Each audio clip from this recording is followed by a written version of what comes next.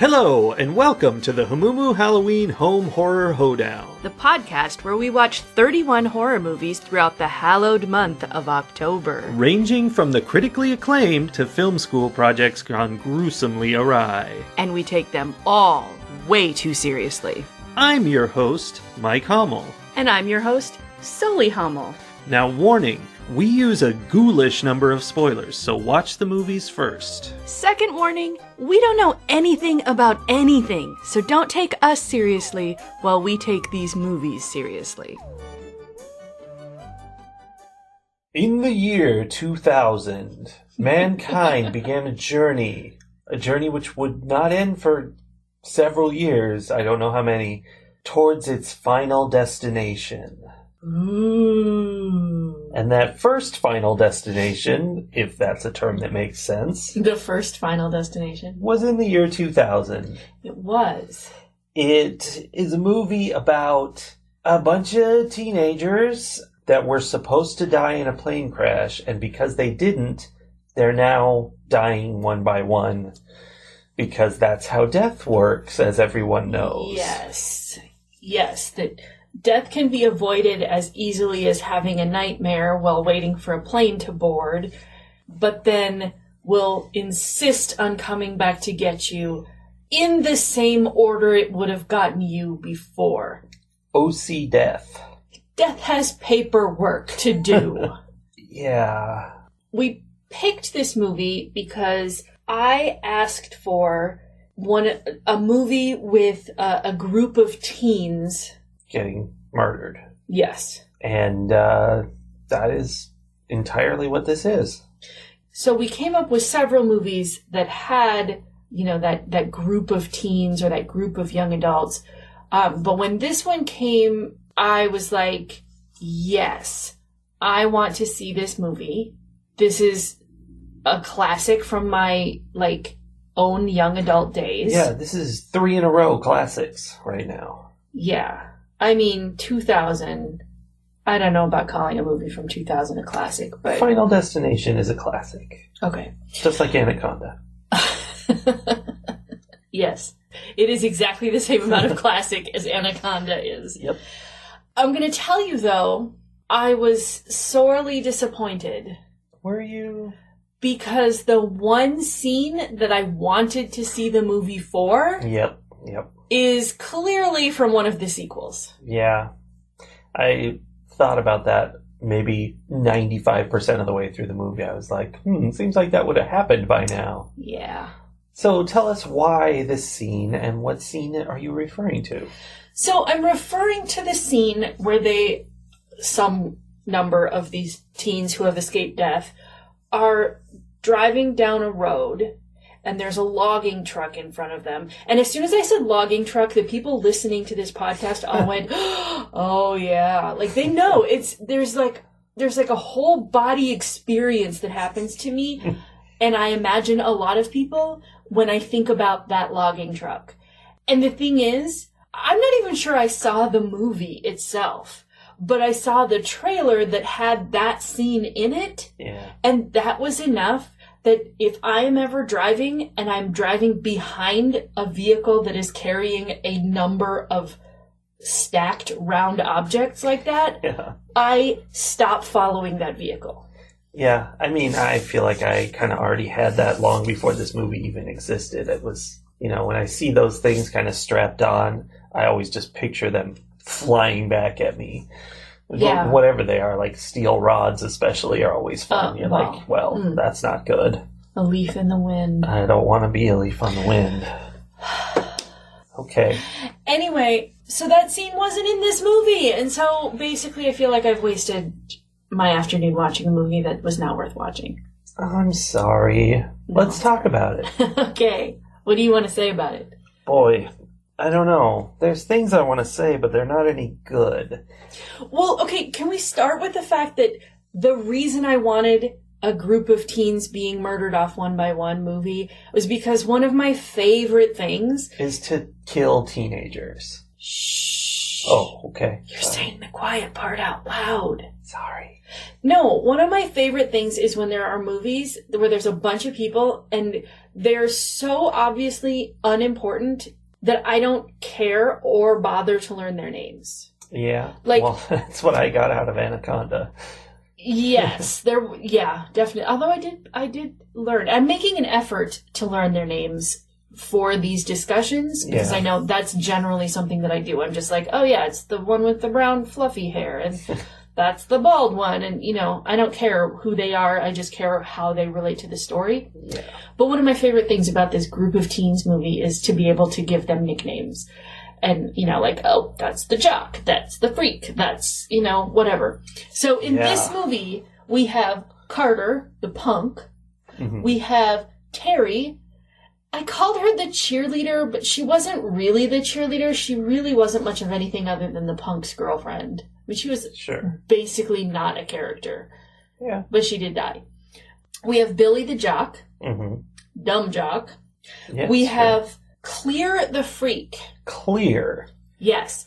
Now, when we were watching it the first time, we both thought that the name was Claire. You mean a human name? Yes. And we laughed because the closed captioning said Clear. And we were then mockingly calling her Clear through several scenes. Yeah, we did.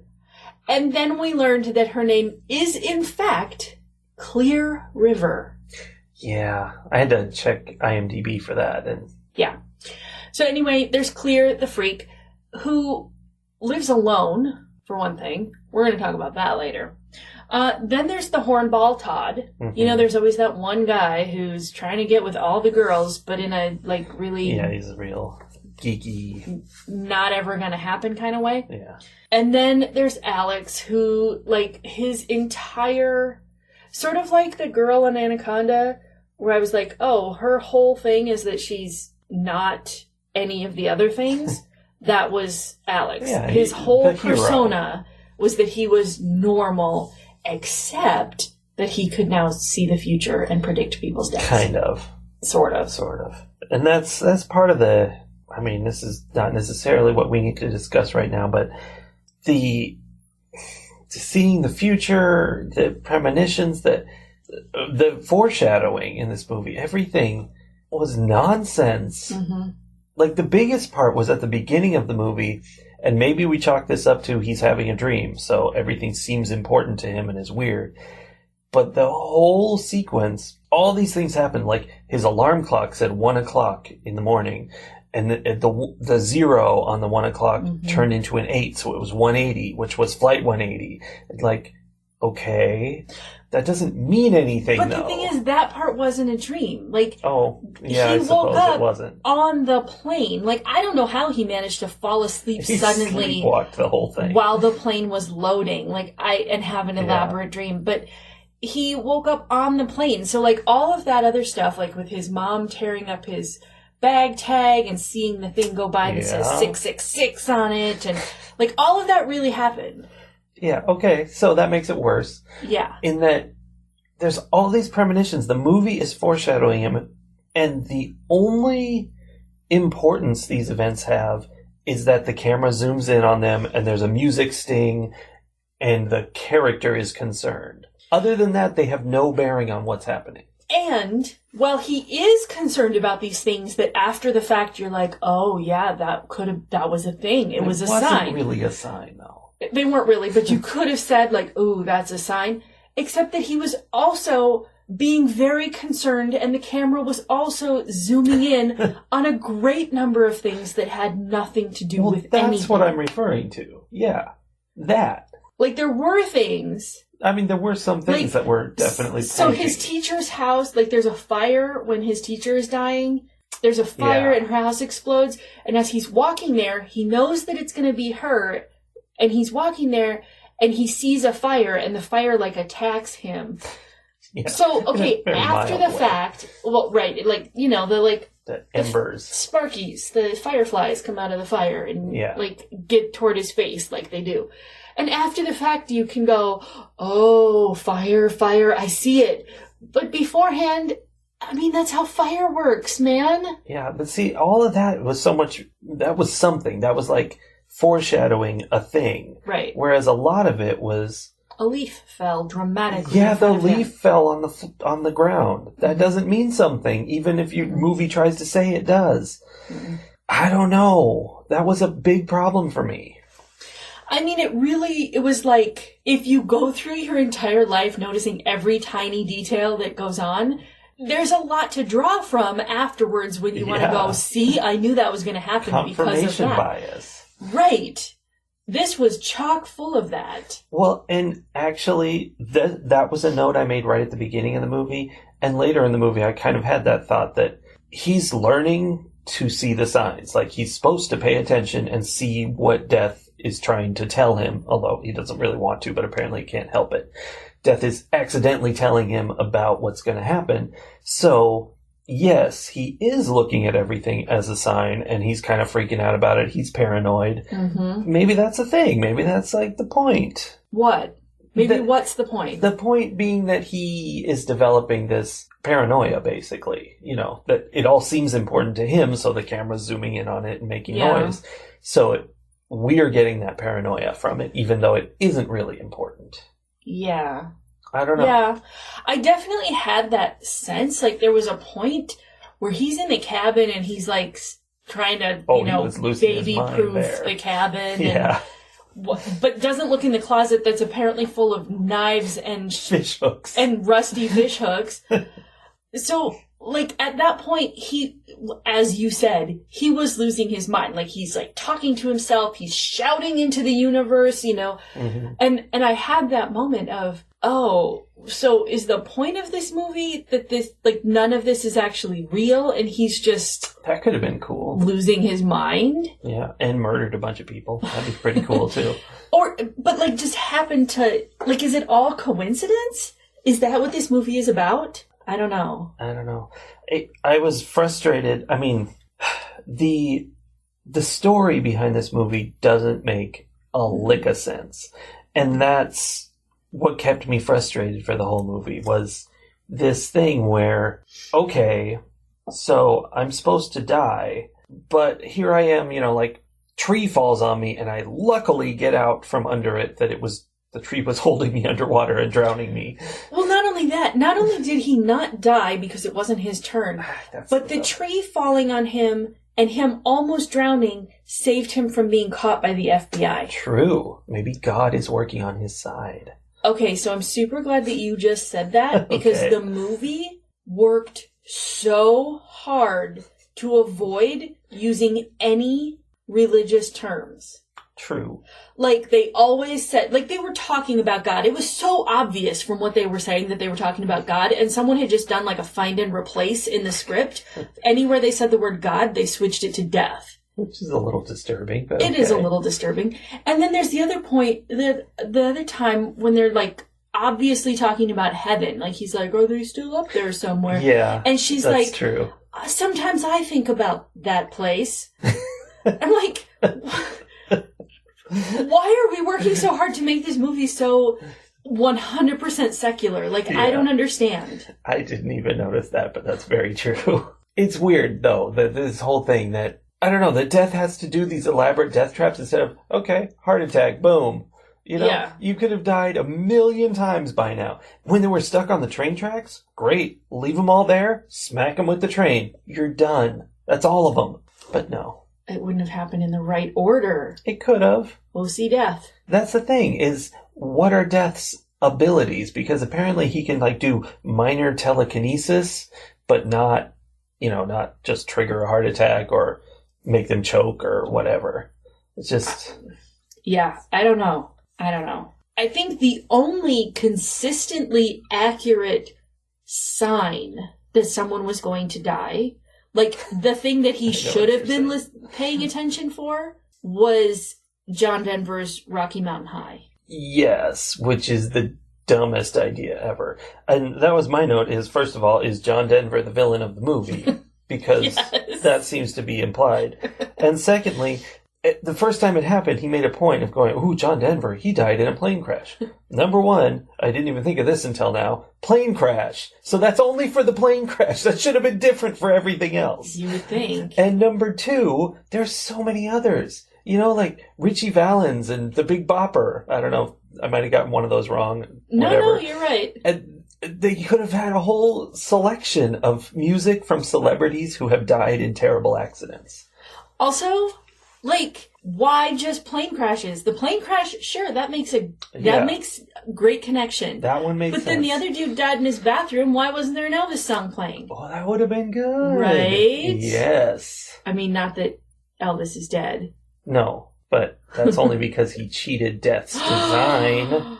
Yeah, so, I don't know. But then, after hearing a John Denver song before the death of multiple different people, some busker in Paris starts singing John Denver, and because it's in French, Alex doesn't flinch even a little bit. Why? Like, it took him a very long time to realize. There were a lot of signs all at once. And as the first 3 notes of that song, I was like, oh man. And all I had done was watch it on TV. Like, if I had experienced it, yeah, that dude started tuning his guitar to the right tunage for a John Denver song, and I would have been like, we gotta go. Well, and that was his thing. He heard the John Denver song, saw a bunch of various, like, dumb signs, like the wind blowing. That was Death's big move, is making the wind blow a little bit. Yeah. Apparently he likes to keep things fair. He's like, I'm going to come and kill you in a lot of supernatural ways. I can control the flow of water, forward, backward. Forward and backwards. But I'm going to blow some wind to give you a 5-second head start. Yeah. I mean, that's kind of cool. But he sees all that, and instead of being with these people that he's been through all this with, going, hey guys, it's happening, let's all buckle down and hide under the table or something, he goes, I'm gonna leave, see ya. And I get he was trying to separate from them so he would get killed and they wouldn't, but come on. But is that really that heroic? Because he already had clearly established that if it skipped him, it moved on to the next person. Yeah. So really, he was just like, I'm going to go. I'm going to try to get it to skip me. And then not be around when it jumps back to you. I think his premise was it was going to kill him. Yeah. But still, it would have then moved on to kill the others. So what's the point? There were some very clearly established rules within the plot of this movie that then were played very fast and loose with. And I don't like that. Surprise. Another thing is that so there's a thing about the movie that does really appeal to me. It's something that I do in my own head. I think a lot of people do this in their own heads. Mm-hmm. It's when you are anywhere and you see anything and you immediately think of the 14 different ways that thing could kill you. Sure. Right? Yeah. So this definitely, there were moments where I was scared. And it wasn't the moments where people were dying. It was all the setup as Todd's walking around his bathroom and the water is creeping across on the floor and there's sparks in here and there's this sharp thing and the camera keeps showing all these things and my brain is like, but how is he gonna die? During that scene was when I put it down a note that the tension for the death scenes was really good. It definitely kept you on edge, knowing they were about to get killed, but it kept showing so many possibilities and you never knew what it was going to be. And that was good. And it was fun that it would show you lots and lots of things, and then those things would turn out to not be the thing that was dangerous. That's what happened with Todd, is we saw a bunch of things and then something completely innocuous ends up being the thing that kills him. Yeah. Not that innocuous, obviously. But. Well, yes, that was blue water, which is not a color that water is. That bothered me a lot. But that brings me to Mrs. Luton's death. Yes. Same thing in a way. It starts out showing... sort of the opposite, right? It starts out showing everything around the house that is dangerous. And you're like, oh no, oh no, oh no. And then... literally everything in the world happens to her. Yes. In series. It was like an elaborate Rube Goldberg machine, or like the deadliest game of mousetrap ever. And then it would go more, and then like, okay, so she's dead, and then he's like, don't worry, just don't move, you'll be fine. And then she gets killed some more. Yeah. She got killed so much. Yeah. So those aspects of it, though, I think were my favorite parts. I did like that. And part of what I liked about it is, as my writer brain was watching it, I'm like, wow, it takes a lot of effort to set so many things up so far in advance and then have them fall into place like a Rube Goldberg machine. Like that's impressive to me. However, what is less impressive to me is how they made such a big deal out of the fact that 40 students and 4 teachers went on this trip. We know for a fact, and it is confirmed later, that 7 of them, 6 students and 1 teacher, get off the plane. Yeah. And yet, at the funeral, or the memorial, I guess, they also make a big deal out of how they've lost 39 of their loved ones in this crash. Yeah, there's something to In no world does 44 minus 7 equal 39. Yeah.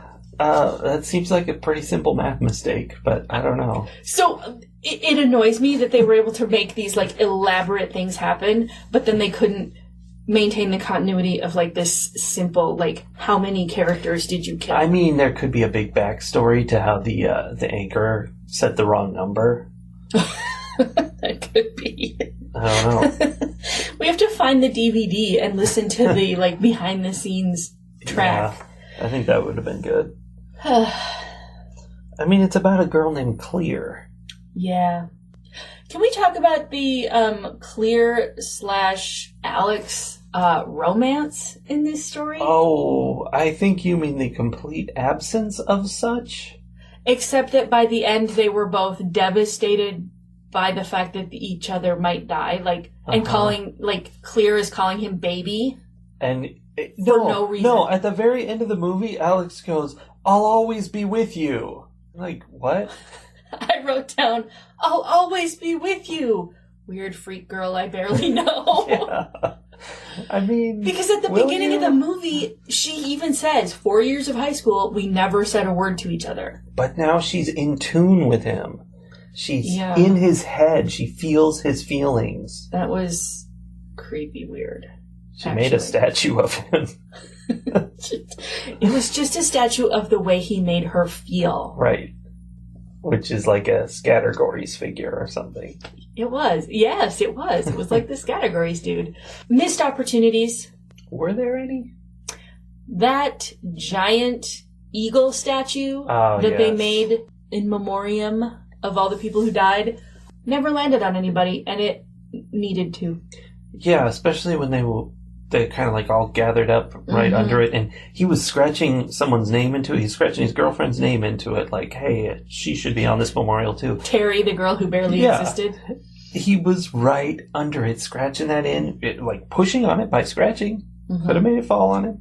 I mean, everything else that could possibly have been dangerous was, and this was a giant statue that needed to fall on somebody, and it didn't, and I was disappointed. That's the other thing with death, was the memorial was 39 days after the crash. Yes. Nothing had happened in those 39 days. Then, they all start getting killed in sequence. Then they deal with it, they think, and then there's a cut to 6 months later. And Death, the whole time in between, was like, all right, forget these kids, I got other people to kill, I'll be back to them. I mean, did he forget? I feel like the biggest thing I've learned from this movie is that Death has a very bureaucratic job. Yeah, for sure. The reason it all needs to be done in the right order is because it has to be done in the right order, or it's additional paperwork. And it has to be done in the right order, or his boss is going to call him into the office again. Yeah. I feel like Death is just this very bored white collar worker, and he's not that great at his job, and he's one screw up away from being fired. Well, that's the thing. Every time he goes to kill somebody, he breathes on their teapot or whatever so you can see something in the reflection. He is not sneaky. No. And, I mean, I guess here's the thing. This plan was to kill these kids in a certain order because it's the order they would have died in the plane crash. First of all, the entire rest of the plane already died, so they were way out of sequence to begin with. Mm-hmm. Like, there were hundreds of people ahead of them that shouldn't have been. Mm-hmm. Then he waits 39 days, during which does nobody on Earth die? What happened there? Then 6 months he waits again, and he's like, they're already in the wrong spot. Let's just not worry about it. But let's still keep them in their proper sequence. Yeah, it doesn't make any sense. But none of it does. Like, this is all the fevered imaginations of Alex, who clearly has some challenges going on. Yeah. He's got some issues. He's got a lot of issues. If we take this deeper than it needs to be taken, the question here is, do we have any free will? Do we have any choice in what happens to us in our life? Or is everything predetermined? Which do you believe? Well, I mean, if you would listen to the movie, clearly you have a choice in that you can save yourself and thus end up on the next round of the deaths. Yeah. But save yourself and thus have someone else die instead. Sure. Heroically. However, it is my belief and understanding in the real universe, which, nobody knows really, but I believe that literally all things are completely predetermined in that, there's atoms moving around. You make decisions in your brain, but that's only because of the current state of the atoms and electrons that are in there. And so that's the decision you were going to make. You can't change what you were going to do. And it even makes sense if you think about it on a more surface level, on just like intellectual, how people think. Like, if you're given the exact same set of inputs, you're going to make the exact same decision. So you really didn't have a choice. That was the decision you were going to make. When you think about it, even on like just a purely like physics level, yeah, like there are a series of rules, and if the universe is guided by those rules, whether we understand what they are or not, things will always have gone the way that they went. Yeah. Interesting. That makes sense to me. Interesting. I personally think it is a moot point. I agree with that. Yes. Like, this movie makes a perfect example of it. And Claire, I almost called her Claire. Whoops, that's not her name at all. How foolish of me. Claire brings this up toward the end when they're sitting in Paris, and she's like, how do we know this isn't how it was supposed to go all along? Yeah. And the thing is, because we experience time in a linear fashion, and we will only ever be in this moment once, and then we move on, and, like, we can't swim upstream, it doesn't matter whether it was predestined or not. It will happen the way it happened, and that's the only way it could ever happen, because that's the way it happened. Yeah, you only get one shot, is the gist of it. And if you were, like, if you dodged, they got off the plane. They were supposed to get off the plane, clearly. He was supposed to have that premonition and lose his mind, and everybody was, like, they didn't choose to get off the plane. Various things happened, and they ended up off the plane. That's something in the plot of the movie that I think speaks to your bureaucratic death guy. Like, the fact that he had a premonition dream that triggered all this, that feels like something happening in the office. Like a prankster messing around with the situation. Right. Or like there's another department, the Department of Human Enlightenment was like, oh, we're going to save this kid who's going to turn out to be the next Dalai Lama. That's funny. That makes me think of a book that I just read. It's like become one of my favorite books. It's called This Is How You Lose the Time War. Oh, yeah. And like it is that. Like there's one side wants the timeline to be this way, and the other side wants the timeline to be another way, and they are not tied to the constraints of a linear timeline. Yeah. So they can go up and down and do whatever. And so they fiddle with things, trying to make the timeline swing in their favor, and they're battling, they're like pulling this timeline back and forth. But in that case, we see both sides, and we see that they're fighting with each other, and in this case, we're being told that it's one way but there's clear evidence that the way we're being told is not accurate, so it's very confusing. This is what happened, except it didn't because we cheated it. Well, did you cheat it? I mean, this is the reality we're in. So. Yeah. The other image that I get in my head is that, this was all supposed to go the way it's going, and every time Alex is like, I won't let you win, Death is standing off in the corner like, yep, you're playing right into my plan, buddy. Yeah. Like, this is exactly what's supposed to happen. It's like a cat with a mouse. Yes. Bat. Yes. The note that I wrote down is after they got off the plane and the plane exploded and because it creates this paradox, which is one of those things that, time travel stories often like to play around with. Yeah. The thing I wrote down was nature abhors a paradox. True. And tries to fix them. And that is a fairly well established truism in storytelling. Well, that leaves me with a question for you. Yes. Did you abhor this movie? Yes. Tell me about that.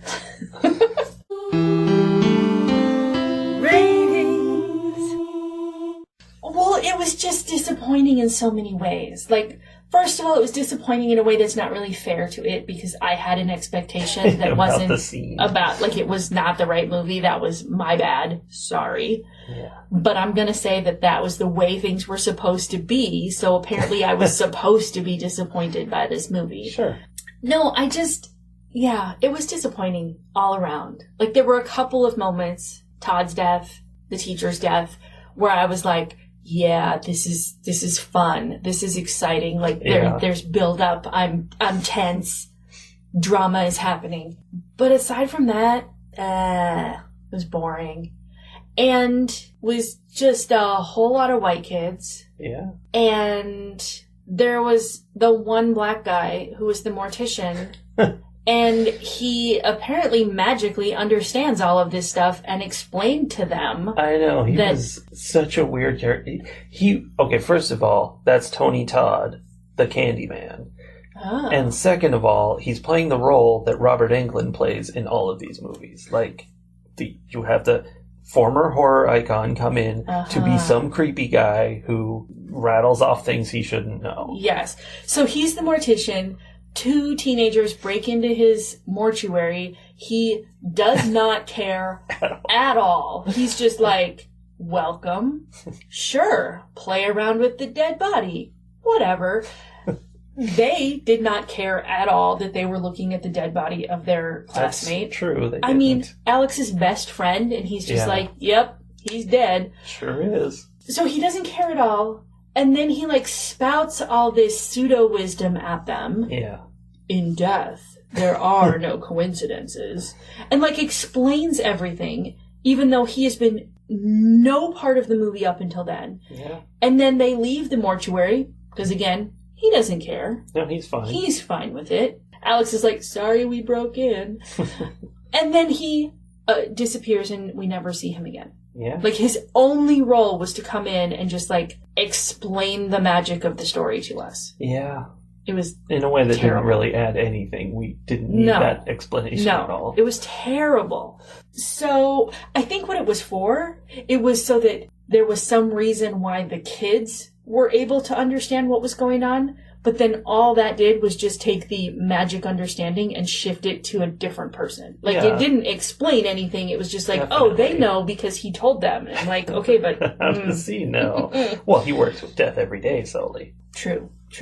All that being said, it was disappointing. I am going to give this movie 2 completely absent logging trucks out of 5.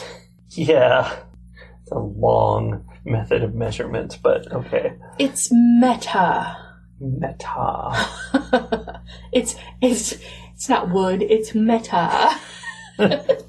No, but it is wood, though.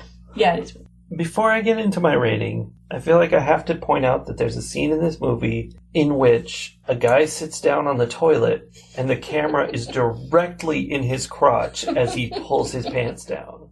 I mean, you don't see anything because it's a little off to the side, but why? Who decided that was going to be the shot? And did the actor go, what?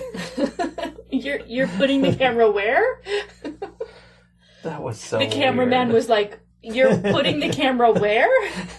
We'll just turn the screen around and let the actor judge whether it's in the right place or not. But I just think everyone needed to know that scene was in there.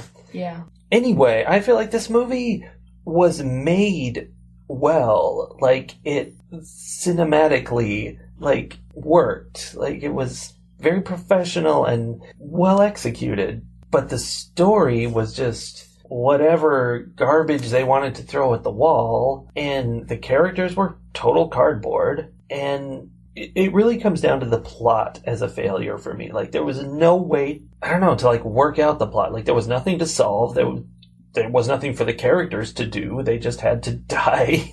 That's literally all they could do. It was weird. Like, what a weird idea that was ridiculous. But it was very competently made, is what I'm saying. And so that gives it some ups, because it felt good, and the death scenes, a few of them, were very good. They were very fun to see how they played out, and I wish they had, like, I don't know, some kind of killer causing them so we could actually have some logic to this and have a point. But that all adds up to a rating. Oh, should I go so far? A rating of 2.5. Wow. Non-present logging trucks. Completely absent logging trucks. Right, that's what I said. 2.5 completely absent logging trucks from this movie. Interesting. For this movie. When you talk about it being well put together and professional, I agree with you, and that makes me realize it makes it even more like a Rube Goldberg machine to me.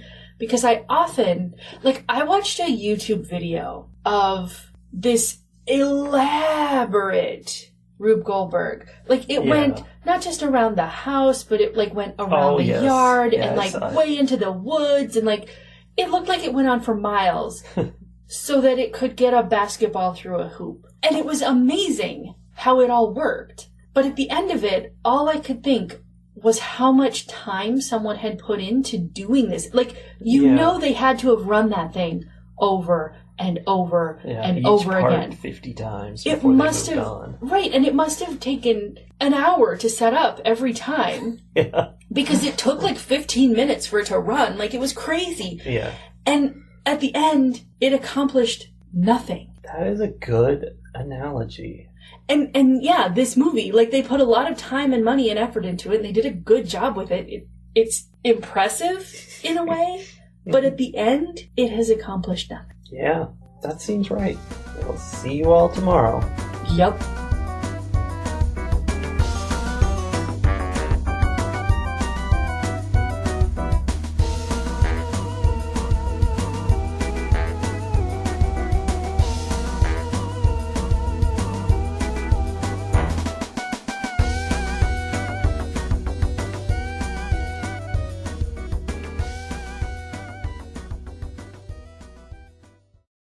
I mean, you can be clever if you want. Have fun. I am physically incapable of being clever.